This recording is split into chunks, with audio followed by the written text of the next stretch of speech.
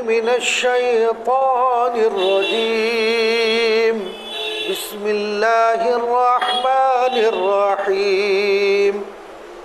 إن الذين يكتمون ما أنزلنا من البينات والهدى من بعد ما بيناه للناس في الكتاب أولئك يلعنهم الله ويلعنهم اللاعنون إلا الذين تابوا وأصلحوا وبينوا فأولئك أتوب عليهم وأنا التواب الرحيم إن الذين كفروا وماتوا وهم كفار أولئك عليهم لعنة الله والملائكة والناس أجمعين خالدين فيها لا يخفف عنهم العذاب ولا هم ينظرون۔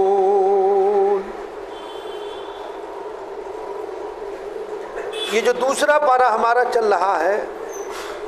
شروع سے تحویل قبلے کا مسئلہ تھا، پھر اس کے ضمن میں کعبہ کی فضیلت، یہود و نصارہ کے شکوک اور شبہات کا جواب، کیونکہ وہ کعبہ، حج اور عمرہ کے متعلق یہ کہتے تھے کہ یہ سب جاہلیت کی باتیں ہیں۔ پھر سلسلہ کلام، عمدہ نصائح، ذکر الہی، صبر اور شکر اور اس کی تائید، ان تمام چیزوں کو پچھلی آیات میں بیان کیا گیا، اور پھر جو اصل مدعا ہے رسالت اور توحید، اس کا اثبات، اسی کو اب پھر بیان کیا جاتا ہے۔ چنانچہ فرمایا جو لوگ افوا کرتے ہیں ان مضامین کا جن کو ہم نے نازل کیا، جو کہ واضح ہیں اور ہادی ہیں اس حالت کے بعد کہ ہم ان کو کتاب میں عام لوگوں پر ظاہر کر چکے ہوں، ایسے لوگوں پر اللہ تبارک و تعالیٰ بھی لعنت فرماتے ہیں، اور لعنت کرنے والے بھی ان پر لعنت بھیجتے ہیں، مگر جو لوگ توبہ کر لیں اور اصلاح کر لیں اور ظاہر کر دیں تو ایسے لوگوں پر میں متوجہ ہوتا ہوں، اور میری تو بکثرت عادت ہے توبہ قبول کر لینا اور مہربانی فرمانا۔ البتہ جو لوگ اسلام نہ لائیں، وہ اسی حالت غیر اسلام پر مر جائیں، ایسے لوگوں پر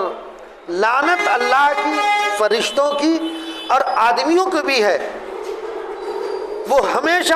کو اسی لعنت میں رہیں گے، ان سے عذاب ہلکا نہ ہونے پائے گا اور نہ ان کو مہلت دی جائے گی۔ ان الذین یکتمون ما انزلنا من البینات والہدی، دین کی کسی بات کا چھپانا، اگر اس مقام پر کوئی اور دینی بات کو بتلانے والا نہ ہو اور صرف ایک ہی آدمی ہے جو دین کی بات کو جانتا ہے، تو اس آیت کے تحت علماء نے لکھا ہے کہ اب اس کے لیے دین کی کسی بات کو چھپانا جائز نہیں ہے۔ ہاں، اگر اس مقام پر ایک نہیں بلکہ متعدد علماء ہیں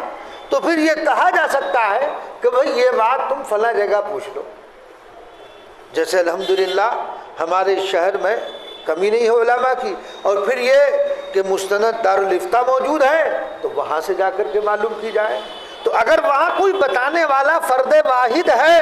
وہ اگر کسی دین کی بات کو چھپاتا ہے تو اس کا یہ چھپانا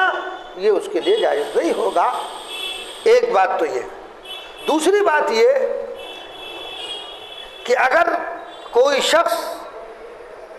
جو علم کو نہ جانتا ہو، علم سے واقف نہ ہو، اسی آیت کے تحت علماء نے یہ بھی لکھا ہے کہ جو شخص علم سے نابلد ہو وہ اگر مسئلہ بتائے تو اس کے لیے بھی جائز نہیں۔ جو عالم نہیں ہے یا اس کو معلومات اس مسئلے سے متعلق نہیں ہے اور وہ پھر علم کی بات بتائے تو اس کے لیے درست نہیں ہے ایسا کرنا۔ بہرحال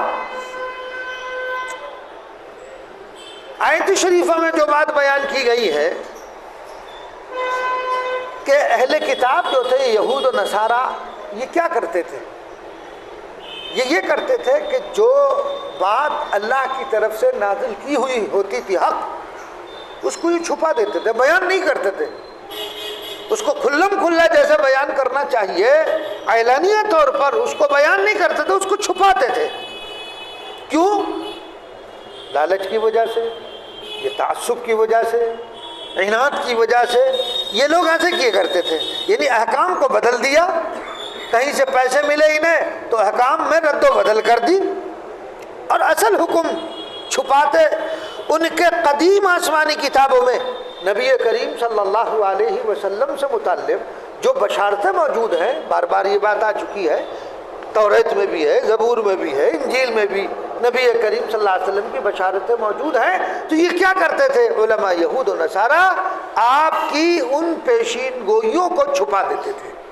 ظاہر نہیں کرتے تھے، اور عرب کے ناخواندہ لوگ ان کے دلوں میں شکوک اور شبہات ڈالتے تھے، یعنی انہیں گمراہ کرتے تھے۔ یہ کن کا کام تھا؟ یہ یہود و نصارہ کا۔ اس لیے اللہ تبارک و تعالیٰ نے یہاں آگاہ فرمایا، جو لوگ ان باتوں کو، جن کو اللہ تبارک و تعالیٰ نے لوگوں کے لیے کتاب میں بیان کر دیا، چھپاتے ہیں، یا کھلی کھلی باتیں جو واضح ہیں ان واضح باتوں پر یہ پردہ ڈال دیتے ہیں۔ یعنی نبی کریم صلی اللہ علیہ وسلم کے متعلق باوجود اس کے کہ دلائل موجود ہیں، پیشین گوئیاں موجود ہیں، آسمانی کتابوں میں موجود، تو یہ ان کو چھپاتے ہیں۔ تو ان پر، اس پر جو ہے اللہ تبارک و تعالیٰ کی طرف سے ان پر لعنت، یعنی اللہ بھی ان پر لعنت کر رہا ہے، ملائکہ بھی، اور تمام لوگ ان پر جو ہے وہ لعنت کرتے ہیں۔ گویا کہ ایسے لوگ اللہ تبارک و تعالیٰ کی رحمت سے اور اس کی عنایت سے دور ہیں، اور اس بات کو چھپا کر گویا وہ اپنے آپ کو آخرت کے عذاب کا مستحق بنا رہے ہیں۔ اس لیے اللہ تبارک و تعالیٰ نے فرمایا ان الذین یکتمون ما انزلنا من البینات والہدی من بعد ما بیناہ للناس فی الکتاب اولئک یلعنہم اللہ ویلعنہم اللاعنون۔ جو لوگ اخفا کرتے ہیں ان مضامین کا جن کو ہم نے نازل کیا ہے، جو کہ اپنی ذات میں واضح اور دوسروں کے لیے ہادی ہے، اور اخفا بھی اس حالت کے بعد کہ ہم ان مضامین کو کتاب الہی، توریت، زبور، انجیل، ان میں بیان کیا جا چکا ہے، نازل کیا جا چکا ہے، اور یہ بات اللہ تبارک و تعالیٰ نے عام لوگوں پر ظاہر بھی کر دی ہے، ظاہر کی جا چکی ہے۔ ایسے لوگوں پر باوجود اس کے کہ توریت میں اس کو واضح طور پر نازل کیا گیا، انجیل میں تو واضح طور پر نازل کیا گیا، اور پھر چھپا رہے ہیں، ایسے لوگوں پر اللہ تبارک و تعالیٰ کی لعنت۔ وہ اللہ کی رحمت خاصہ سے دور ہے۔ تو اس آیت میں ان لوگوں پر زبردست سخت وعید ہے جو اللہ تبارک و تعالیٰ کی باتیں، شرعی مسائل جان بوجھ کر چھپایا کرتے تھے، جس طرح کہ اس عالم کے لیے جو لوگوں میں اللہ کی باتیں پھیلائے، حدیث میں ہے نا، جو وہ عالم جو لوگوں کو باتیں بتاتا ہے دین کی، تو اس کے لیے ہر چیز دعا کرتی ہے، اس لیے کہ وہ اللہ کے علم کو نشر کر رہا ہے، اللہ کے دین کی وہ تبلیغ کر رہا ہے، تو تمام چیزیں جو ہے اس کے لیے دعا کر رہی ہیں۔ یہاں تک کہ آپ نے سنا ہوگا، روایت میں آتا کہ پانی میں تیرنے والی مچھلیاں بھی اس کے لیے دعا کرتی ہیں، پرندے بھی اس کے لیے دعا کرتے ہیں، لیکن اس کے باوجود وہ حق بات کو چھپائے تو ظاہر بات ہے جس طرح اس پر دعا ہوتی ہے پھیلانے کی وجہ سے، دین کی بات کو بتانے کی وجہ سے، اس کو چھپانے کی وجہ سے اس پر لعنت بھی ہوگی۔ جب ایک عالم کسی بات کو، کسی دینی بات کو لوگوں کو بتلا رہا ہے اور لوگوں میں پھیلا رہا ہے، تو اس پر حدیث میں آتا ہے کہ پانی میں رہنے والی مچھلیاں بھی دعا کرتی ہیں، لوگ بھی دعا کرتے ہیں، اور اس کو چھپائے گا، نہیں بتائے گا، تو ظاہر بات ہے کہ اس پر لعنت ہوگی۔ پھر تو اس پر اللہ تبارک و تعالیٰ کی بھی لعنت اور ملائکہ کی، لعنت کرنے والوں کی بھی لعنت ہے، سب لوگ اس پر لعنت کرتے ہیں۔ حدیث شریف میں ہے، نبی کریم صلی اللہ علیہ وسلم نے ارشاد فرمایا کہ جس شخص سے کسی شرعی امر کے متعلق سوال کیا جائے اور وہ جانتے ہوئے اسے چھپائے تو اسے قیامت کے دن آگ کی لگام پہنائی جائے گی۔ قیامت کے دن اور صحیح بخاری میں موجود ہے، حضرت ابو ہریرہ رضی اللہ تعالیٰ عنہ سے منقول ہے، انہوں نے فرمایا کہ اگر قرآن کی ہدایت نہ ہوتی تو میں تم سے کوئی حدیث بیان نہ کرتا۔ یہ حضرت ابو ہریرہ رضی اللہ تعالیٰ عنہ فرما رہے ہیں، اس لیے کہ قرآن کی آیت موجود ہے کہ جو تمہارے پاس علم موجود ہے اس کو پھیلاؤ، لوگوں تک بتاؤ، اس کو چھپاؤ مت، کتمان حق مت کرو، حق کو مت چھپاؤ۔ تو اللہ تبارک و تعالیٰ نے نبی کریم صلی اللہ علیہ وسلم کو جو کتاب ہدایت دی ہے، جو حکمت کی باتیں بتائی ہے، اللہ کے رسول صلی اللہ علیہ وسلم نے صحابہ کو، اور صحابہ نے ترتیب وار تابعین، تبع تابعین کو، اور پھر اسی طرح ہوتے ہوتے یہ دین ہم تک پہنچا ہے، یہ دین کی باتیں ہم تک پہنچی ہے، یہ قرآن ہم تک پہنچا ہے۔ تو اس لیے لوگوں سے باتوں کو چھپانا اس کی اجازت نہیں ہے۔ ہاں اگر کوئی ایسا دقیق مسئلہ ہے، باریک مسئلہ ہے، خالص علمی بحث ہے، وہ عوام میں بیان کرنے کی ضرورت نہیں ہے۔ جو خالص علمی باتیں ہوتی ہیں، علماء کے درمیان کی باتیں ہوتی ہیں، ان کے افہام و تفہیم کی باتیں ہوتی ہیں، ان کا عوام سے کوئی تعلق نہیں ہے، تو ایسی باریک بات کہ جو لوگوں کی سمجھ میں نہ آئے یا لوگ فتنے میں مبتلا ہو جائیں، اس طرح کی باتیں لوگوں کو نہیں بتانی چاہیے۔ سمجھ میں نہ آئے، باریک باتیں ہوں اور عوام کا ان سے کوئی تعلق نہیں، وہ خالص علمی بحثیں ہیں، ان علمی بحثوں کو عوام کے اندر لانا نہیں چاہیے۔ تو اس لیے حضرت علی رضی اللہ تعالیٰ عنہ خود بیان فرماتے ہیں کہ عام لوگوں کے سامنے صرف اتنے ہی علم کا اظہار کرو جس کو ان کی عقل اور فہم برداشت کر سکے۔ کیا تم یہ چاہتے ہو تو لوگ اللہ اور اس کے رسول کی تکذیب کریں؟ کیونکہ جو بات ان کی سمجھ سے باہر ہوگی ان کے دلوں میں اس سے شبہات اور خدشات پیدا ہوں گے، اور ممکن ہے کہ اس سے انکار کر بیٹھے۔ تو اس لیے ایسی باریک باتوں کو عوام میں بیان کرنے کی ضرورت نہیں ہے۔ بہرحال یہاں سے معلوم ہو گئی یہ بات بھی کہ ایسی بات کا بتانا جس سے عوام میں غلط فہمی پیدا ہونے کا اندیشہ ہو، یا وہ اس بات کو سمجھ نہ سکتے ہو، تو ایسی بات کو بیان نہیں کرنا چاہیے، اس سے احتیاط کرنی چاہیے جو خالص علمی مسائل ہیں۔ اور بعض فقہا نے لکھا بھی ہے، فقہاء کرام نے لکھا ہے، بعض مسائل بیان کرتے ہیں اور یہ کہتے ہیں کہ یہ مسئلہ عوام میں بیان کرنے کا نہیں، اس لیے کہ عوام سے اس کا کوئی تعلق نہیں، وہ صرف ایک علمی بحث ہوتی ہے علماء کے درمیان میں۔ تو الغرض آیت کا حاصل یہ ہے کہ اللہ کی طرف سے جو ہدایات بینات نازل کی گئی ان کا لوگوں سے چھپانا جان بوجھ کر یہ جرم عظیم ہے۔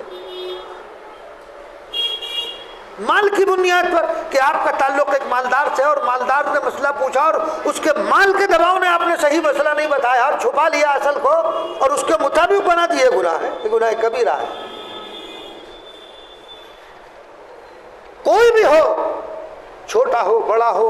عالم ہو جاہل ہو، بادشاہ ہو رعایا ہو، مسائل سب کے لیے برابر ہے۔ یہ ایسا نہیں ہے، یہی تو امتیاز ہے مذہب اسلام کا کہ اللہ تبارک و تعالی نے جو ہدایات ہمیں دی ہے ان میں سب برابر ہے۔ نماز غریب ہو مالدار ہو امیر ہو بادشاہ ہو ایک رکشہ چلانے والا ہو سب کو پڑھنی ہے۔ یہ نہیں کہ امیر کے لیے الگ نماز کا کوئی طریقہ ہے، غریب کے لیے کوئی، سب کے لیے برابر۔ ایک ہی صف میں کھڑے ہو گئے محمود و ایاز، نہ کوئی بندہ رہا نہ کوئی بندہ نواز، سب کے لیے۔ بادشاہ بھی اگر مسجد میں رہا اس کو بھی اسی صف میں کھڑا ہونا ہے۔ یہ نہیں کہ بادشاہ کے لیے کوئی الگ صف لائی جائے گی، کوئی الگ صف بنائی جائے گی، ایسا نہیں۔ مسجد میں آیا سب برابر کھڑے ہو گئے، کوئی امتیاز نہیں ہے۔ یہی تو امتیاز ہے مذہب اسلام کا کہ یہاں برابری مساوات، جس کو یہ مساوات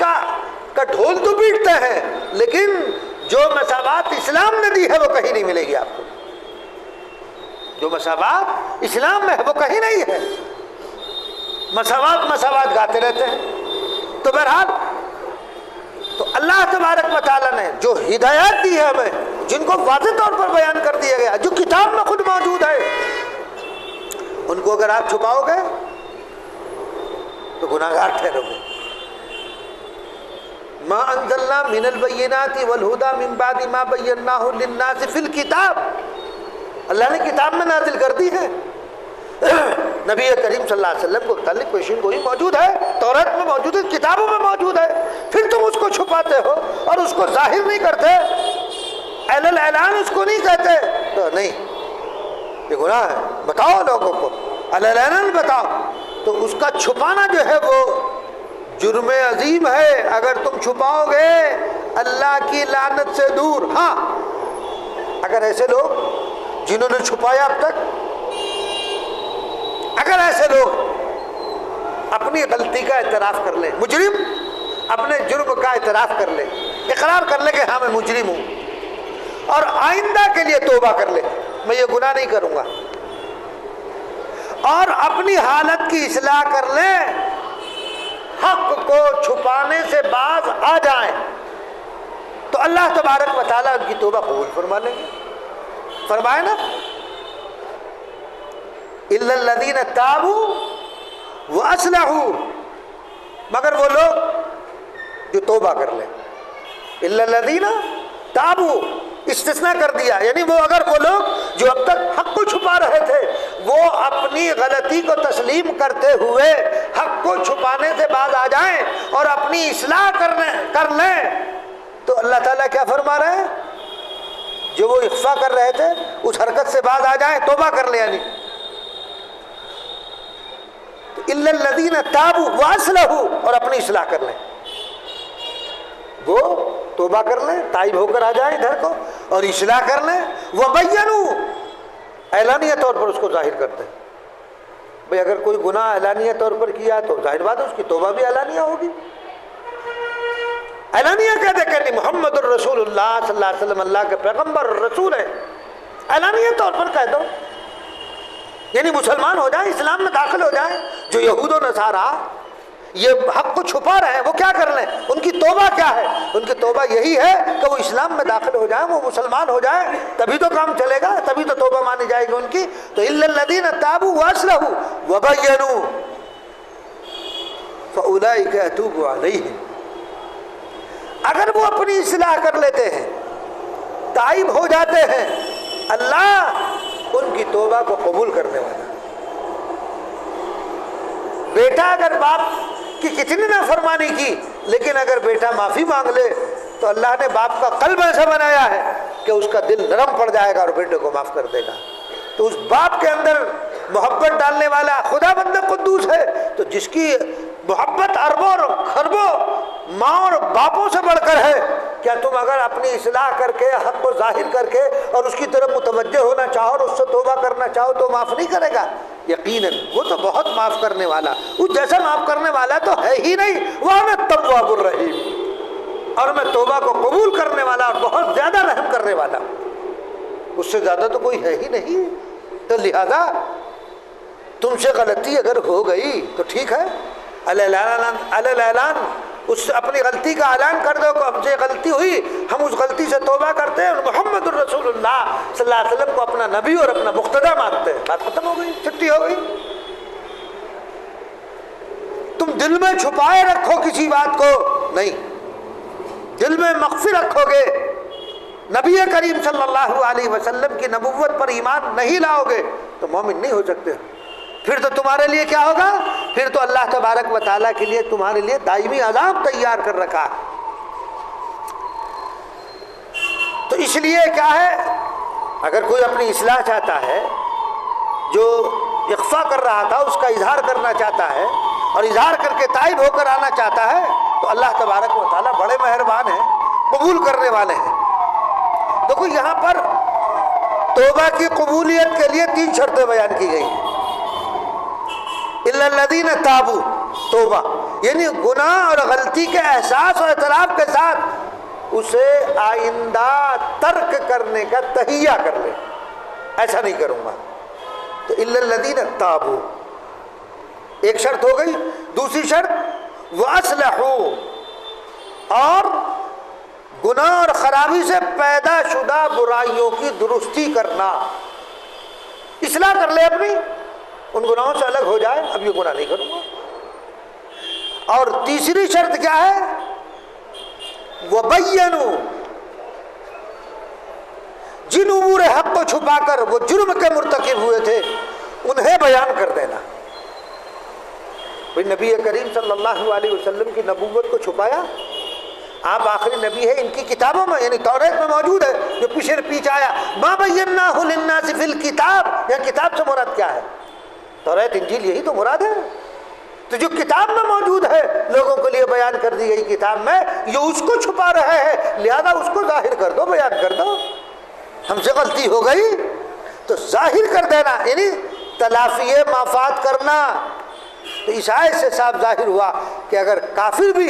سچے دل سے رجوع کر لے تو اس کی بھی توبہ قبول ہو جاتی ہے۔ کتنا بڑا کفر کیا ہے، کتنا بڑا گناہ کیا ہے، لیکن شرمندگی کے ساتھ وہ آ جائے، توبہ کر لے تو اللہ تبارک و تعالی گزشتہ کی تقصیرات کو معاف فرما دیتے ہیں۔ خداوند قدوس کی ذات تو بڑی قریب اور بڑی رحیم ہے۔ وہ اگر تائب ہو جاتا ہے، گناہ میں مبتلا ہے، توبہ کر لیتا ہے تو اللہ تبارک و تعالی اس کی توبہ کو قبول کرنے والے اور معاف کرنے والے ہیں۔ لیکن شرمندگی کے ساتھ آئے نا۔ لیکن اگر کوئی شخص توبہ ہی نہ کرے، مرتے دم تک کفر پر قائم رہے، تو پھر کیا ہوگا؟ اسلام لائے نہیں، اسلام کو قبول نہیں کرتا وہ، ایمان کو قبول نہیں کرتا وہ، تو پھر تو اس کے لیے دائمی جہنم ہے۔ چنانچہ اللہ تبارک و تعالیٰ نے ارشاد فرمایا ان الذین کفروا، وہ لوگ جنہوں نے کفر کیا یعنی اسلام لے کر نہیں آئے، ان الذین کفروا وماتوا وهم کفار، اور اسی حالت کفر یعنی غیر اسلام پر مر جائیں، توبہ نہیں کی یعنی اسلام میں داخل نہیں ہوئے، غیر اسلام پر ہی ان کا انتقال ہو جاتا ہے، وہ مر جاتے ہیں، تو کیا ہے؟ وَمَاتُوا وَهُمْ كُفَّارٌ أُولَٰئِكَ عَلَيْهِمْ لَعْنَةُ اللَّهِ وَالْمَلَائِكَةِ وَالنَّاسِ أَجْمَعِينَ۔ ایسے لوگوں پر وہ لعنت، تو پچھلی آیت میں جو ابھی گزرا کہ ان پر اللہ کی لعنت ہے، لعنت کرنے والوں کی لعنت ہے، تو ایسے لوگوں پر اللہ، فرشتوں اور آدمیوں کی بھی لعنت ہے، سب آدمیوں کی اس پر لعنت ہے، یعنی اللہ بھی اس ایسے لوگوں پر لعنت فرماتے ہیں۔ کیسے لوگوں پر؟ جو اسلام کے حق کو چھپاتے ہیں حق ہونے کے باوجود، اور اس کو ظاہر نہیں کرتے، اسلام میں داخل نہیں ہوتے، یہودیت اور نصرانیت کو چھوڑ کر، تو پھر ایسے لوگوں پر اللہ کی لعنت ہے، فرشتوں کی لعنت ہے، والناس اجمعین، تمام لوگوں کی لعنت، یعنی ایسے لوگوں پر تمام لوگ لعنت کرتے ہیں کہ دیکھو کیسا آدمی ہے، باوجود حق واضح ہونے کے حق کو قبول نہیں کر رہا، باوجود اسلام کی حقانیت کو نہیں ماننا، تو ایسے لوگوں پر اللہ کی بھی لعنت، فرشتوں کی بھی لعنت، اور پھر کیا ہوگا؟ خالدین فیہا، اس میں ہمیشہ رہیں گے، اس لعنت میں، جہنم میں، تو یہ ہمیشہ اسی لعنت میں رہیں گے، یعنی وہ جہنم میں ہمیشہ کے لیے داخل ہو جائیں گے، خالدین فیہا ہمیشہ، لا یخفف عنہم العذاب ولا هم ینظرون۔ ہمیشہ کہاں رہیں گے؟ جہنم میں رہیں گے، اور نہیں ہلکا کیا جائے گا ان سے عذاب، اور نہ ان کی طرف نظر رحمت سے دیکھا جائے گا۔ یعنی ایسے لوگ باوجود اس کے کہ اللہ کی طرف سے تنبیہ ہو چکی، بتایا جا چکا، اس کے باوجود وہ اس حق کو قبول کرنے کے لیے تیار نہیں ہے، تو اللہ تبارک و تعالیٰ پھر اپنا عذاب ایسے لوگوں سے ہلکا نہیں کرے گا، ان کو دائمی عذاب میں ڈال دیا جائے گا کہ تم پڑے رہو، تو وہ لوگ کیا ہوں گے؟ ہمیشہ کے لیے جہنم میں رہنے والے ہوں گے، ڈال دیا جائے گا، اور خدا کی خاص رحمت سے بھی دور رہیں گے۔ ایسے لوگ ملعون ہیں، یعنی وہ ملعون ہی رہنا چاہتے ہیں ہمیشہ کی لعنت کے ساتھ، تو لعنت کے ساتھ رہنا چاہتے ہو جاؤ پھر۔ یہاں اس آیت کے تحت میں مفسرین نے ایک مسئلہ ذکر کیا ہے، ان الذین کفروا، جن کا انتقال یقینی طور پر معلوم ہے کہ کفر پر ہوا، ان کا نام لے کر لعنت کرنا تو جائز ہے، جیسے ابو جہل، ان پر لعنت نام لے کر کے کی جا سکتی، لیکن وہ کفار جن کا آپ کو پتہ نہیں ہے تو لہذا ان کا نام لے کر ان پر لعنت نہیں کر سکتے ہیں آپ، نام لے کر ان پر لعنت نہیں کر سکتے، اس لیے کہ اللہ کو معلوم اور اس کو معلوم ہے، ہمیں کیا معلوم۔ اسی لیے کہ ایک حدیث شریف ہے کہ اللہ تبارک و تعالیٰ نبی کریم صلی اللہ علیہ وسلم کو اختیار دیں گے کہ آپ اپنا ایک ایک امتی کو جہنم سے نکالیں، تو اللہ تبارک و تعالیٰ فرمائیں گے کہ آپ کا کوئی امتی باقی ہے؟ تو حضور فرمائیں گے میرے علم کے مطابق کوئی امتی میرا باقی نہیں ہے، سب کو نکال لیا۔ تو حدیث میں ہے کہ اللہ تعالیٰ مٹھی بھر جہنم سے لوگوں کو نکال کر جنت میں داخل فرمائے گا۔ اللہ کی مٹھی کتنی بڑی، یہ تو اللہ ہی جانتا ہے نا۔ یہ وہ لوگ ہوں گے جن کے ایمان کا صرف اللہ کو علم تھا، کسی کو نہیں۔ تو اس لیے وہ لوگ جن کے انتقال کا یقینی طور پر ہمیں علم نہیں ہے کہ کفر پر ہوا، تو اس لیے عمومی طور پر تو لعنت کی جا سکتی ہے نام لیے بغیر، نام لیے بغیر، اور جن کا ہمیں یقینی طور پر ہمیں معلوم ہوا روایات کے ذریعے، آپ صلی اللہ علیہ وسلم کو بتانے کے ذریعے کہ جن کا یقینی طور پر کفر پر انتقال ہو، ان کو تو ان پر لعنت کر سکتے ہیں نام لے کر بھی، لیکن جن کا یقینی علم ہمیں نہیں ہے، اور ظاہر بات ہے کہ اب اس یقینی علم کا ذریعہ بھی ہمارے پاس نہیں ہے، اور وہ ذریعہ کیا تھا؟ وہ تھا وحی کا سلسلہ تو اب بند ہے، وحی تو اب نہیں آ سکتی ہے، وہ تو نبی پر آیا کرتی تھی، نبی کریم صلی اللہ علیہ وسلم آخری نبی ہے، آپ کے بعد کوئی نبی نہیں ہے، تو ظاہر بات ہے کہ وحی کا سلسلہ بھی ختم ہے، تو ظاہر جو ذریعہ تھا وحی کا جس سے علم قطعی معلوم ہوتا تھا، وہ ذریعہ تب ہے نہیں، تو اس لیے کیسے پتہ چلے گا کہ اس کا انتقال کفر پر ہوا ہے یا کفر پر نہیں ہوا ہے؟ تو لہذا اب نام لے کر لعنت اس پر نہیں کر سکتے، عمومی لعنت کی جا سکتی ہے، مثلا جیسے کفار پر نام کہ کفار پر لعنت اس طرح کر سکتے ہیں، فلاں نام لے کر فلاں کافر تھا وہ کفر پر مرا ہے، یہ آپ کو پتہ نہ مجھے پتہ، یہ اس کا اور اللہ کا معاملہ ہے۔ بہرحال اس آیت کے تحت میں یہ لکھا ہے، تو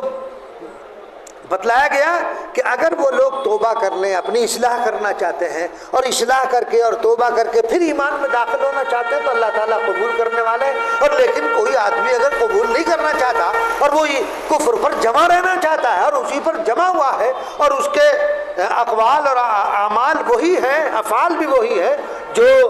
اسلام کے مخالف، تو پھر ایسی صورت میں اللہ تبارک و تعالیٰ نے فرما دی کہ ان کو پھر ہمیشہ ہمیشہ کے لیے جہنم میں ڈال دیا جائے گا، یہ جہنم ہی کے اندر رہیں گے اور اس سے پھر ان کو نکالا نہیں جائے گا۔ جیسے ایک مومن کی دھلائی کے بعد جو ہے ہمیشہ ہمیشہ کے لیے اس کو جنت میں ڈال دیا جائے گا، جنت سے اس کو نکالا نہیں جائے گا، ایسے ہی جو کفر پر مرے ہیں ان کو دائمی طور پر جہنم میں ہی رکھا جائے گا، جہنم سے نکالا نہیں جائے گا۔ اللہ تبارک و تعالی ہم سب کو عمل کی توفیق عنایت فرمائے۔ اللهم صل على سيدنا ونبينا ومولانا محمد عبده ورسوله ربنا ظلمنا انفسنا وان لم تغفر لنا وترحمنا لنكونن من الخاسرين۔ اے اللہ ہمارے گناہوں کو خطاؤں کو درگزر فرما، ہم سب پر رحم اور کرم اور عافیت کا معاملہ فرما، آنے والے برے حالات سے ہم سب کی حفاظت فرما۔ اے اللہ جو بھی گناہ ہم سے ہو گیا، چھوٹا ہو بڑا ہو، جان بوجھ کر ہوا ہو، بھول سے ہوا ہو، جس طرح بھی ہوا، میرے رب ان کو معاف فرما دیجیے۔ اے اللہ جتنے حاضرین ہیں ان کے دلوں میں جو جائز مقاصد ہیں آپ علیم اور خبیر ہیں، ہر ایک کے جائز مقصد میں کامیابی عطا فرما۔ اے اللہ ہر ایک کے جائز مقصد میں کامیابی عطا فرما، ہر ایک اے اللہ پورے عالم کے مسلمانوں کی حفاظت فرما، ان کے حال پر رحم فرما، کرم فرما۔ اے اللہ جہاں جہاں ظلم ہو رہا ہے اے اللہ ظالم کے ظلم سے محفوظ فرما۔ اے اللہ عافیت اور سلامتی کا معاملہ فرما، ہمارے ملک میں بھی عافیت کا معاملہ فرما، دنگے اور فساد سے حفاظت فرما۔ اے اللہ دنگے اور فساد سے حفاظت فرما، ہر قسم کی